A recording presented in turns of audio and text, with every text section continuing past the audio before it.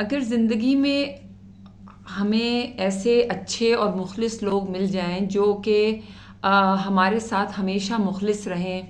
محتاط رہیں، وقت پر ہمارے ساتھ کام آئیں، اور ان کی اپنی زندگی میں کیا چل رہا ہے وہ کبھی ہمیں محسوس نہ ہونے دیں، تو ایسے لوگوں کی ہمیں قدر کرنی چاہیے،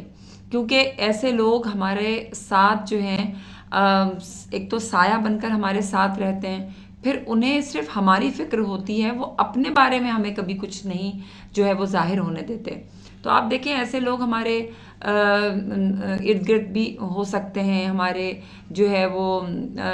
دوستوں میں بھی ہو سکتے ہیں، ہمارے رشتہ داروں میں بھی ہو سکتے ہیں، ہمارے بھائی بہنوں میں بھی ہو سکتے ہیں، لیکن ایسے لوگ بہت کم ہوتے ہیں، اور اگر ایسے لوگ ہمیں میسر آ جائیں تو ہمیں ان کی قدر کرنی چاہیے، کیونکہ ایسے مخلص لوگ جو ہے نا آج کل ہمیں بہت کم ملیں گے، اور قسمت سے ایسے لوگ جو ہیں وہ پھر اللہ تعالیٰ ہمیں دیتے ہیں۔ تو ایسے لوگوں کی قدر کرنی چاہیے، عزت کرنی چاہیے، محبت کرنی چاہیے ایسے لوگوں سے، اور ایسے لوگوں کو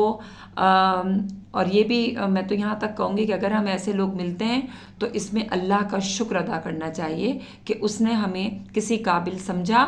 اور ہماری جو مصیبت ہے وہ ہم پر آنے سے پہلے ہی اس کو حل کرنے کے لیے لوگوں کو ہمارے پاس بھیج دیا۔